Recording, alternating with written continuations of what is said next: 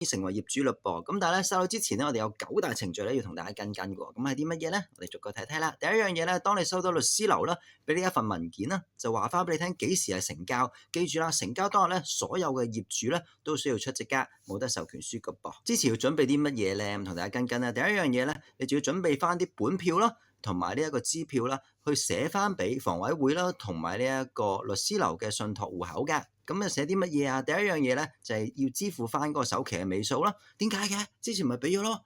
咁因為咧你問銀行借按揭嘅時候咧，通常都借唔足啊。咁所以咧你個首期尾數咧就係銀行回贈俾你嗰個金額咯。第二樣嘢啦，就要支付翻呢個印花稅啦嚇。咁律師樓咧會打翻俾你咧，同你講翻印花稅咧嗰個銀碼係幾多嘅嚇。譬如印花稅銀碼係8萬咁樣啦，跟住你心諗吓，點解嘅？因為我揀樓嘅時候咧，明明房署同我講7萬啫喎，咁樣。咁恭喜你啦，你層樓升咗啦。如果咪印花稅點會貴咗啫？OK 嘛，所以係開心嘢嚟㗎。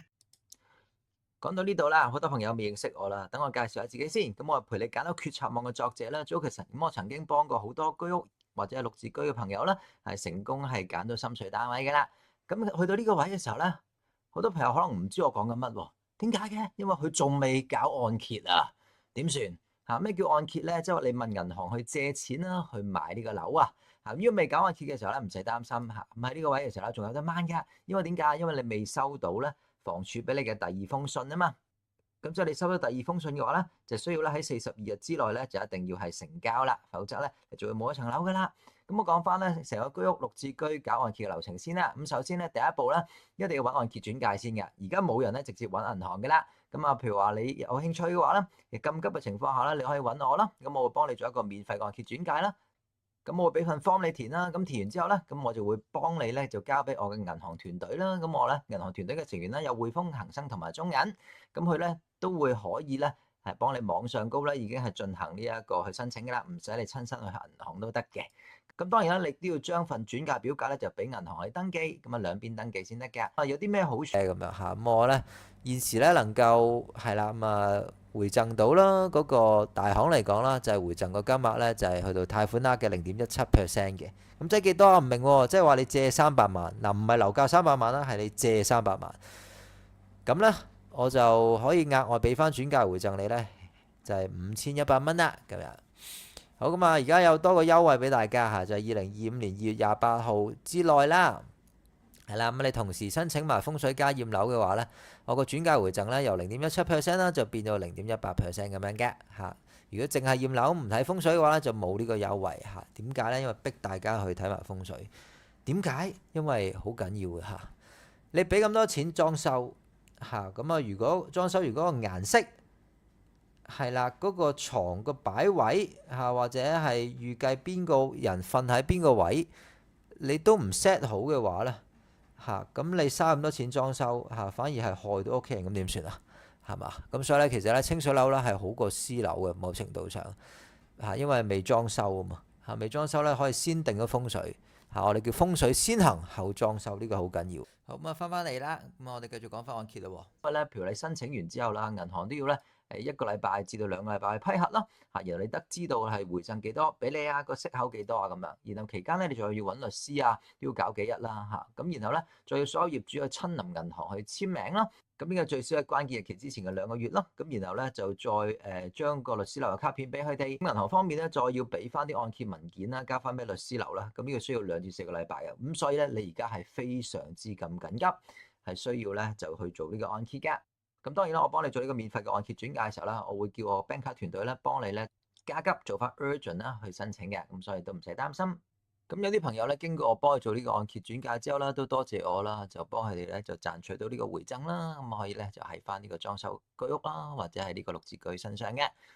好，咁如果你有興趣嘅話咧，可以填翻我呢份表啦，咁我會親自咧去聯絡你，直到你上會成功為止嘅。咁你可以喺呢個網度咧填翻簡單嘅聯絡資料啦，咁我就會咧直接揾你同你傾噶啦。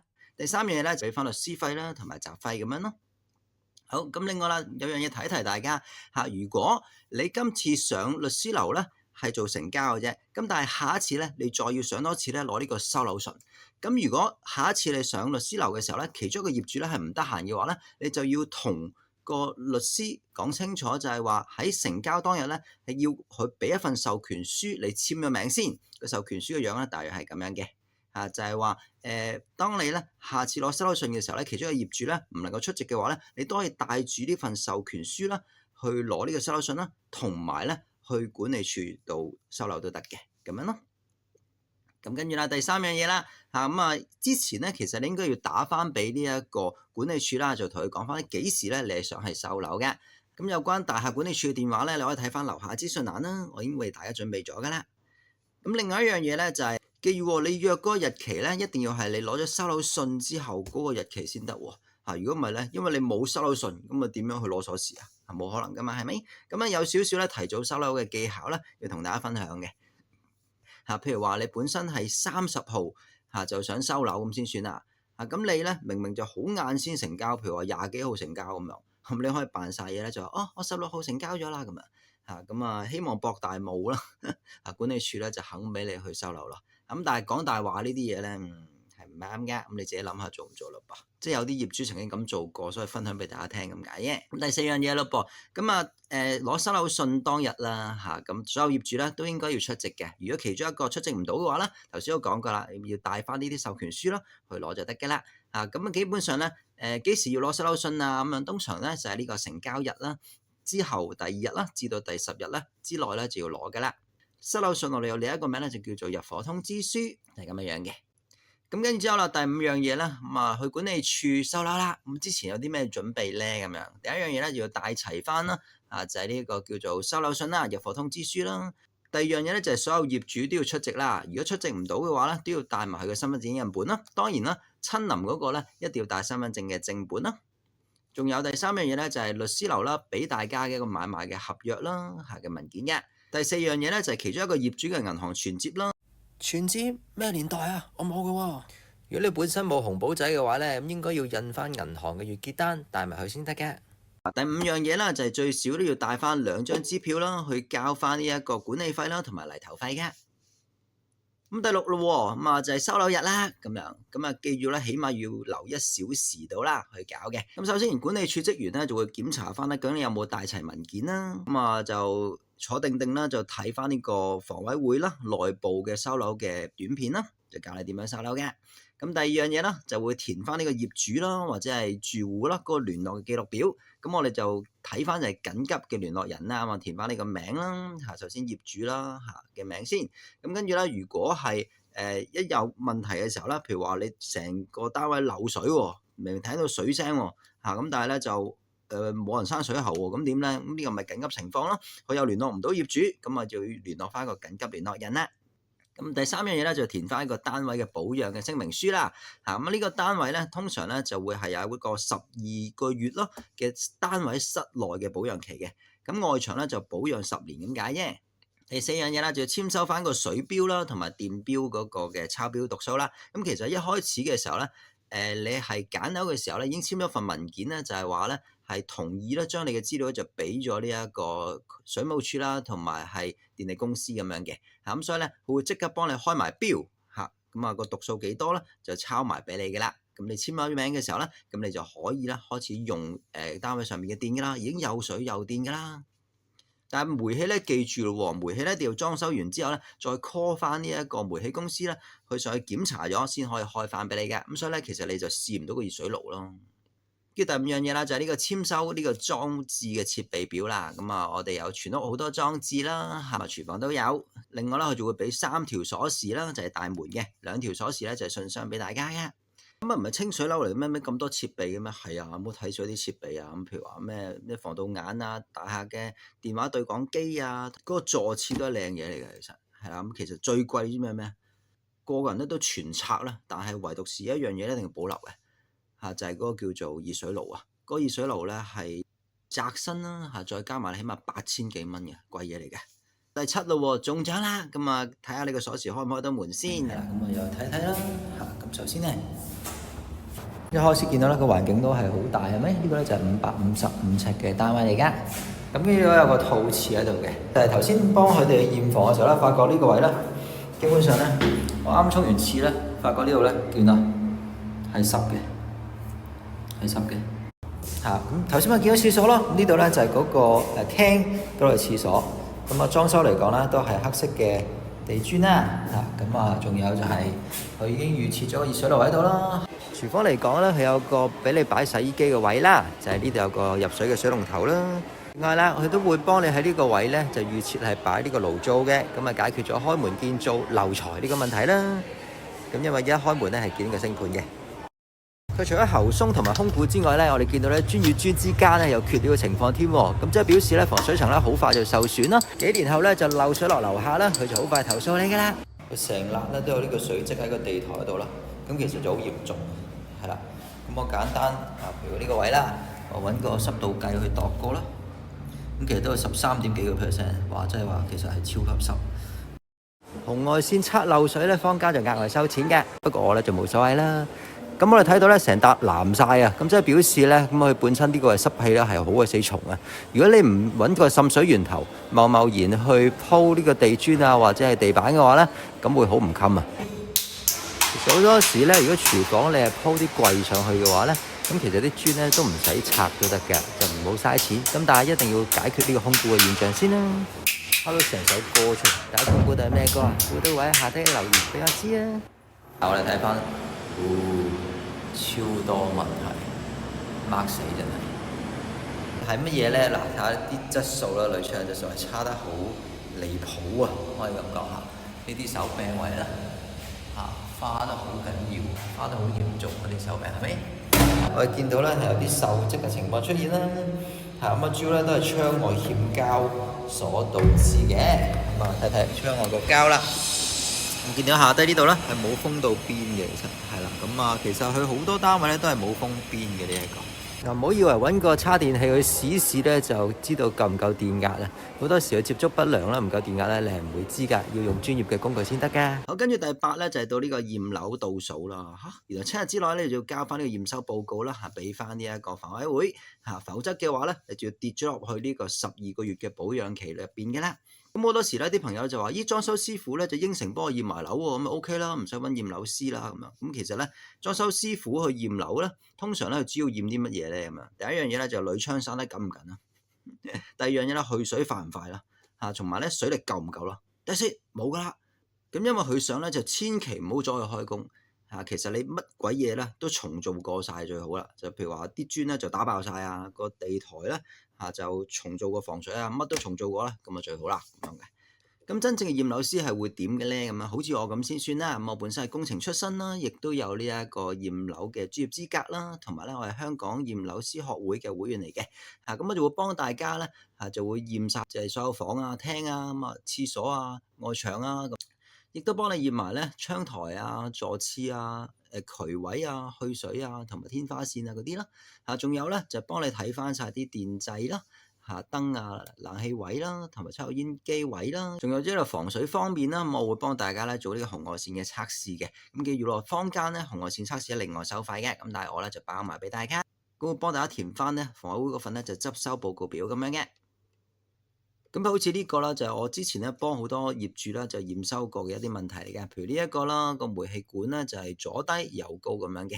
咁啦，另外啦個門出邊啦，基本上就爛晒啦，埲牆亦都係啦。咁最後咧就係個廚房咧亦都係有滲水情況。咁呢啲咧我會幫你咧用個紅外線機咧去影翻啲相啦，然後等你咧再俾翻呢一個房委會啦，同埋呢一個承建商嗰邊去跟進翻嘅。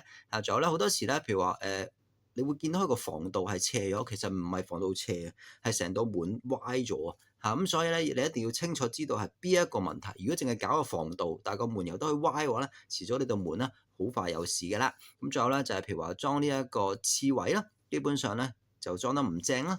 咁呢個咧都係廁所埲牆啦。咁見到有水漬，咁幫你咧就會用呢一個濕度計啦，去睇翻究竟係有幾多%嘅濕氣㗎。通常咧啲朋友咧就揾我睇完風水之後啦，我就會叫佢咧就交低一條鎖匙俾我啦，同埋呢個執收表格，咁寫翻你個名啊，同埋個信封咁樣，咁然後咧我就會叫你先行離去啦，唔好搞咁耐啦因為咧我會幫你咧詳細咁樣去驗樓啊，然後咧我就會將每一個問題啦就貼晒呢簿啊，影晒相啦再寫埋落去嗰個損壞報告表嗰度啦，咁然後咧就連埋鎖匙咧就會抌落你樓下嗰個嘅執收收集箱嗰度嘅啦，咁會影埋個驗收報告俾你睇咁解嘅。咁第9樣咧，當然係風水先行啦，然後先至裝修啦，先至會達到最好嘅效果嘅。咁記住啦，你可以用盡翻清水樓啦，比私樓好個優勢啦，係啲乜嘢咧？咁第一樣嘢咧就幫大家咧去擇一拜四角啦，同埋教埋你嗰個拜四角嘅程序啦。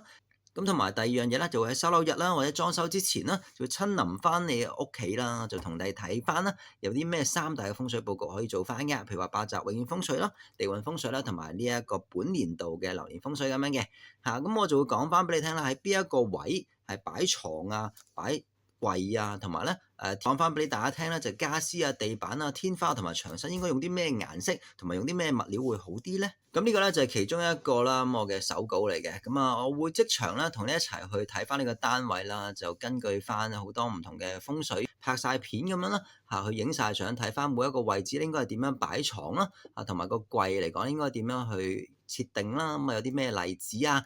亦都係每一個位置咧應該用啲咩磚、咩顏色嘅材料啊去做先得嘅。仲有啦，就係你裝修之前咧，應該係啲地磚啊、門框啊同埋牆身咧，係要內藏啲咩風水擺設咧，我都會同你跟埋嘅。咁全程會錄影俾大家啦，就方便大家去重溫啦。同埋第3樣嘢咧，會幫大家去擇翻日啦，就幾時係動土去開始裝修咧。咁我會同大家講翻咧，就係叫個裝修師傅咧，千祈唔好喺邊一個五黃位啦，或者係三煞位嗰度咧，就先動工嚇。我會話埋俾你聽係邊一個位開始動工嘅。咁第4啦，就係裝修之後咧，咁你之後咧，我會要求你俾翻有家私嘅平面圖我啦。咁我就話翻俾你聽咧，喺咩方位咧就擺翻啲咩嘅風水擺設啦。有永遠嘅風水擺設啦，亦都係有呢個流年嘅風水擺設咁樣嘅。咁能夠幫大家去增翻呢個財運啊、升職運啊、權勢啊、朋友運啊、添丁運啊、家宅運啊，亦都可以幫大家係去翻呢個口角啦、病符咁樣嘅。導致呢間房啦，我哋見到咧裝修完之後咧係有啲嘅傢俬啦，咁我就話翻俾大家聽啦，應該就擺啲咩永遠風水擺設啦，同埋咧流年風水擺設係啲咩嘅。當然啦，流年風水擺設咧過今年之後咧你就唔要去㗎。講到呢個位啦，如果大家有興趣揾我幫你驗樓加風水嘅話咧，你可以喺翻資訊欄嗰度啦，睇翻呢條鏈接，然後咧填翻呢份網上嘅表格啦，咁約翻時間咧就幫大家喺裝修之前咧就 set 定好個風水啦，同埋驗定樓啦，咁一條龍咁幫大家啦，希望喺將來咧可以幫大家迎接呢個旺財旺丁嘅樓啊！咁我幫居屋綠置居嘅一條龍服務啦，除咗陪你揀樓網啦、按揭轉介啦、律師分析同埋推介、驗樓加風水之外，咁樣嚇。咁其實我除咗幫你按揭轉介之外啦，咁亦都可以咧就推介啲律師俾大家。我講過啦，推介嗰啲律師咧都係即係做開按揭嘅香港嘅頭5位嘅律師嚟嘅嚇。咁亦都揀啲平俾大家嘅，咁咧係穩陣之餘係平嘅。咁咯，唔會揾啲係好易執，即係唔會揾啲係唔做開啊，或者係律師嘅名係少啲啊，即係容易執笠嗰啲啦。咁另外頭先講噶啦，咁驗樓加風水都幫你包埋啦嚇，咁同埋雜命不合咧就預早去睇翻批命啦，就將爭運咧就變成習慣。咁仲有咧就係如果你真係揾唔到人，嗱講真啦，如果你真係揾唔到人嚇，咁你先揾我啦嚇。咁因為而家咧好多單啦已經係啦。如果你真係揾唔到人幫你做，我哋叫做裝修嘅，我攰啦已經。咁可以咧就195000係啦，咁呢個價咧會不停加價啊，就係開放式變一房啦，205,000就一房變兩房，235000嚇就兩房變三房，呢個係包底價嚟嘅，係啦，咁即係話咧我已經因為我本身係設計師啦嚇，亦都係啦。咁係咁係啦，我曾經擔任過 Lacoste 嘅設計師添嘅嚇，即係嗰隻鱷魚仔咧嚇，嗰隻係啦，咁就如果你係啦，本身就真係揾唔到人啦，你想係中意我啲 design 嘅話咧嚇，你都可以係經我幫你去做嘅嚇呢個，咁係咯，呢個就但係咧我就唔會揾個 designer去逐樣嘢去跟你嘅嚇，咁我就要逼你咧用我啲 design 咁樣。當然我有好多 design 俾你揀嚇，有好多風格啦啲 design 嚇，咁就好多風格嘅意思即係話咧，我本身係譬如可能有奶油風啊，有酒店風啊，咁嗰啲可以俾你去揀啦嚇咁樣。咁當然喺嗰度咧就再，如果你揀得啱風格嘅，咁你咪用咯係嘛？如果揀唔啱風格嘅，咁你可以唔用我呢個服務都得嘅。咁你要我用我呢個服務嘅話呢，咁首先我會俾個揀裝網你去，係啦，要揀裝網你去填啦咁啊就登入咁先算啦咁如果登入完之後呢，咁基本上呢就會係即係譬如呢個係揀裝網啦，係嘛，俾你登入係啦。咁登入完之後呢，基本上呢就可以係揀翻你心水嘅 style 噶啦，得唔得？心水嘅 style 係啦。譬如呢一個呢，就之前啦有個業主啦揀呢個係222300啦去揀咁樣咯咁亦都有好多唔同嘅係啦風格啦喺度嘅唔同風格。咁譬如話有日系歐陸風奶油風酒店風咁樣咯。咁如果你揀完之後呢，下低呢都已經係即刻展示翻個風格個樣俾大家睇，係啦咁咯。當然你一揀完啲裝修嘅時候呢，咁自動呢就會有個製成品俾大家睇我唔會整個 3D 圖俾大家嘅，因為好多時呢啲 3D 圖呢全部都係即係理想化咗畫出嚟嘅嘛。我啲全部都係實物圖嚟嘅咁所以呢，其實就係啦。咁你揀個風格之後啦，譬如你揀日系奶油風咁已經係有個圖出咗俾大家咁樣咯即係裝修完個樣係點樣咯，出俾大家咁樣，係都好多俾大家揀嘅，得唔得？係啦，咁樣咯係啦，就係咁樣啦。咁但係有興趣嘅話，你可以 join 翻呢一個我哋叫做揀裝網嘅。要 join 嘅話呢，就因為呢，我就費事同同行去爭啦基本上咁我就鼓勵大家去出邊揾 designer 先嘅。如果你真係發覺budget 有限啦，咁你就唔介意我呢啲咁嘅逼你用我嘅 design 啦，咁樣咁你就可以揾我幫手 ，OK 嘛？咁樣咯呢個價呢，就已經係冇後加工程㗎啦，係包底價嚟嘅。即係我整爛咗你嘅廁所或者用嘅物料就係點都好啦你喺我入邊揀嘅，我都一定係呢個價，係啦咁樣咯。即係你俾幾多就會係就係咯，就攞翻幾多咁樣咯，得唔得？講一次，如果你要睇我嘅 design 呢，就辛苦你要俾1000蚊呢一個捐贈啦，咁就可以睇我嘅 design 啦。咁如果真係最終發覺唔滿意嘅，咁我退翻1020蚊俾大家咯。呢個就係我能夠做到嘅嘢，得唔得？OK 嘛？咁如果有興趣嘅話呢，可以去翻係教大家點樣撳啦。可以去翻我呢一個叫做陪你揀啦網嗰個網址啦咁同埋呢，我唔會幫大家係油任何一滴油嘅因為呢，我全部都用護牆板去幫大家係啦。咁呢個係我嘅堅持因為護牆板呢，佢就能夠係歷久常新啦就唔會咁快我哋叫 out 咗OK 嘛？咁基本上呢，你去到陪你揀啦網先算啦教大家撳咯。陪你揀啦網咪Jockerson-Housing.com 呢一個咯，係啦 Jockerson-Housing.com 咁跟住呢，將 form 你喺邊度填呢？咁樣講多少少啦，係啦。就係呢有個3點係咪？咁撳呢3點咁呢3點之後呢，會見到呢度呢，就叫做裝修加呢個傢俬咁樣咯呢3點。好咁跟住呢，撳入去之後，咁你就再碌落去啦。咦？點解仲係呢個咁嘅？碌落去碌落去嘅時候啦，咁基本上呢，就有呢個我願意參加捐助咁樣啦係啦。就 click 落去，咁你就會見到呢一個版面嘅啦。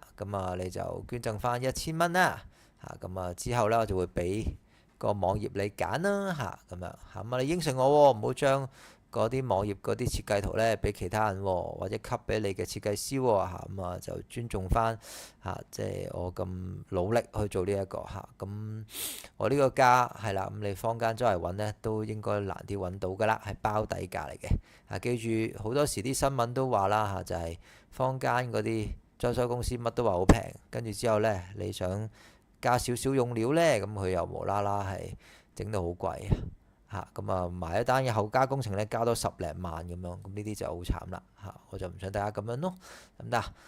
同埋合規唔會作嘢嘅，係啦，亦都係有格調啦，因為你可以揀唔同嘅風格，亦都有儲物啦，有智能啦，係成個係智能家居嚟嘅。你可以用晒你嘅手機啦，或者係我會送埋個面板啊俾大家嚇，面板嚇，咁你可以咧經過面板撳幾下掣咧，就可以咧熄晒全家所有燈啊嗰啲咯嚇，咁樣亦都係耐用嘅，因為我全部都係護牆板去構成㗎嚇，唔會話俾啲即係渣嘅油大家咁樣咯。好，咁啊講多少少啦，咁啊係啦，好夜啦都係啦，講多少少啫嚇，咁仲有嘢要講啊，咩意思呢？就係大家如果而家係都要交稅嘅話呢，嚇咁啊就要留意啦，因為呢嚟緊呢一個3月31號呢，就係扣稅年度又完結㗎咯喎。嚇咁啊，報稅年度就完結嚇，咁所以咧，你一定要喺2025年3月中或者之前呢，係要買呢個扣稅年金啦。如果你個入息係較為多嘅話，點解呢？因為咧買扣稅年金咧，可以最多咧能夠慳到10,200蚊稅嘅，即係咩意思呢？本身譬如呢一個人啦，係44萬一年嘅年薪，係啦，咁啊買咗年金之後呢，咁啊佢即係扣埋個人免稅額啦，咁佢呢就係變咗係24.7萬嚇，呢個咧就攞嚟去預測佢要交幾多稅咁樣咯。咁啊計完之後咧，咁佢咧本身由呢一個3.4萬啦，變咗就淨係交24,000蚊稅啦，咁樣咯嚇。咁所以咧，其實呢一個咧係幫佢慳咗17%，得唔得？咁所以呢個咧係好緊要嚇。咁啊，即係係啦，即係頭先係呢個嚟噶嘛。嚇，本身交34,245咯，而家就變咗交24,000嚇045，就慳咗10,200咁樣咯。10,200咁你即係咁你買呢個扣稅年金用幾多錢啊？咁樣其實係每月5,000蚊咁樣俾嘅啫，每月5,000蚊嚇，咁樣即係話你 total 咧俾咗6萬蚊嚇，6萬蚊嚟講你慳咗10,200蚊嚇，即係好似你俾咗6萬蚊賺咗利息10,200蚊咁樣咯。咁所以係有17% 咁多嘅。咁啊，我使唔使買啊？咁樣咁你又要睇下你嗰個，即係我會幫你計下你個入息咯。